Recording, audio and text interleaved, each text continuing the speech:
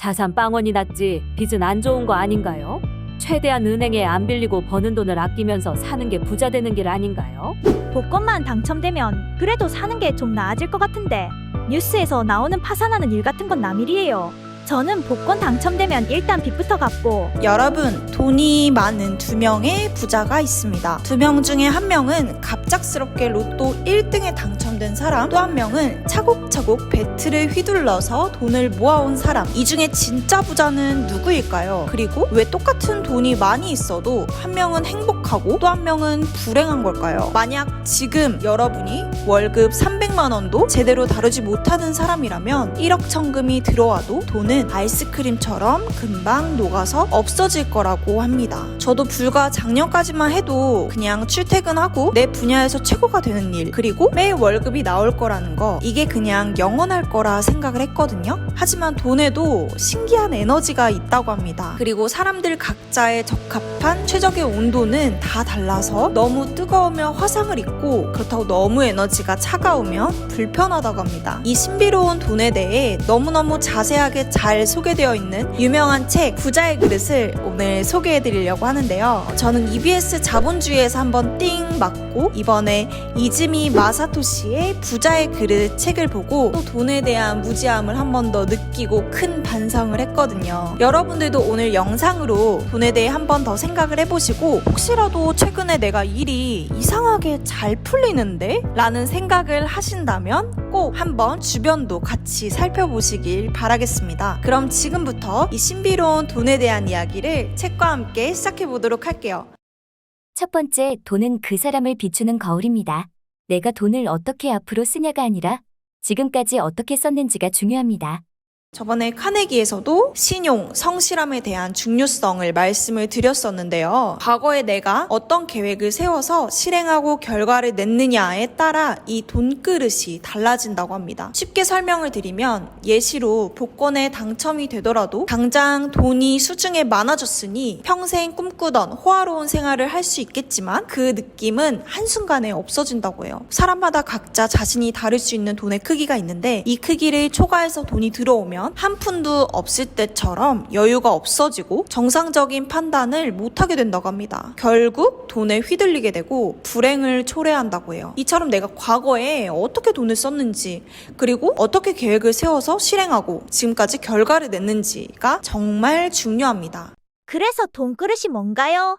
그럼 이 돈그릇을 키우기 위해 지금 당장 제가 할 수 있는 것들은 어떤 것들이 있을까요? 책에서는 돈은 신용이라는 탈을 쓴 모습이다 라고 하는데요. 돈은 그러니까 실제 내가 소유할 수 있는 그런 게 아니라 계속 흘러가는 강물과 같아서 신용이 높은 사람일수록, 즉 믿을 만한 사람일수록 더 많이 생긴다고 합니다. 그러니까 한마디로 부자가 되고 싶고 돈을 많이 벌고 싶으면 돈을 어떻게 벌 수 있을까를 고민하기 전에 어떻게 사람들의 믿음을 살 수 있을까를 고민해 보시는 걸 먼저 하셔야 한다는 겁니다. 하루하루 성실하게 어떤 일이든 시간을 투자한다면 분명 여러분도 돈은 자동으로 따라오게 될 겁니다. 그리고 상대를 믿고 나도 상대에게 믿을 만한 행동을 성실하게 하는 것부터 시작해 보세요. 두 번째, 부자들은 홈런을 치기 위해 계속해서 배트를 휘두른다고 합니다.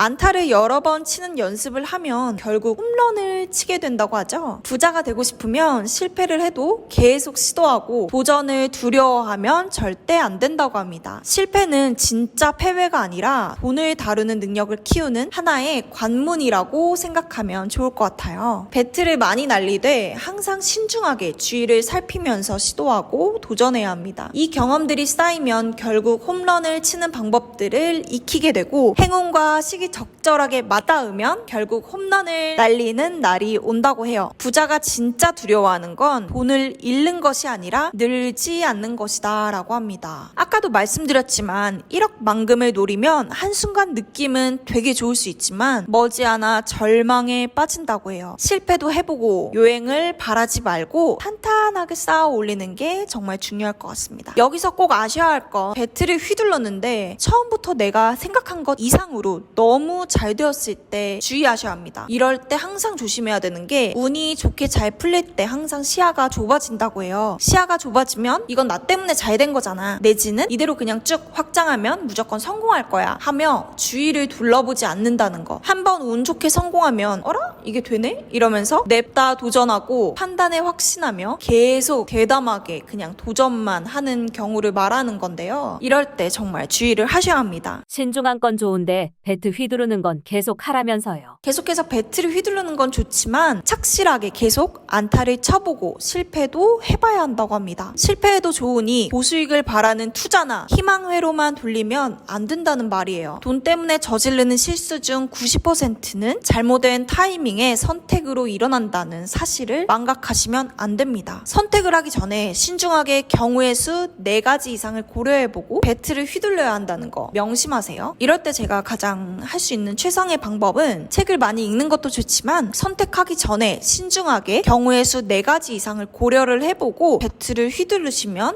조금 그래도 선택하는데 좀 신중해지지 않을까 싶습니다. 세 번째는 항상 여유 위기를 대비해서 현금을 만들어 놓아야 한다고 해요. 리스크를 대비해서 실패해도 망하지 않을 돈을 현금으로 소유를 하고 있어야 한다고 합니다. 문제가 생기면 품질을 낮추게 되고 결국 본질을 내리게 된다고 하는데요. 실패해도 망하지 않을 돈을 갖고 있어야 합니다. 당연한 얘기 같지만 대부분 이를 고려하지 않고 투자를 감행하는 사람들이 많죠. 항상 선택하기 전에 하나만 생각하지 말고 아까도 말씀드렸듯이 경우의 수를 꼭 이성적으로 고려를 해보는 습관을 길러야 할 것 같아요. 책에서는 사업하면서 겪는 좌충우돌 스토리를 노인이 듣고 충고를 해주는 소설 형식으로 나와 있어서 아마 돈에 대한 개념이 잘 안 잡혀 있으신 분들도 이해하기 정말 쉬울 것 같은 책인데요. 그냥 아끼면 좋고 빚은 없으면 좋고 하는 단순한 생각에서 돈의 표면뿐만 아니라 뒷면, 측면 다 고려해야 한다는 사실, 그리고 될 것 같은데? 라는 무모한 도전을 자제하게 만들어주는 아주 좋은 책입니다. 시중에 깔려있는 돈 잘 버는 방법에 대한 책을 서포트해주는 책, 반드시 한 번은 읽어보셔야 하는 부자의 그릇인데요. 부자가 되기를 바란다면서 아직도 읽어보지 않으신 분들이 계시다면 꼭 한번 읽어보시는 걸 추천드립니다. 그럼 또 유익한 책 리뷰로 돌아오도록 할게요. 감사합니다. 리나였습니다.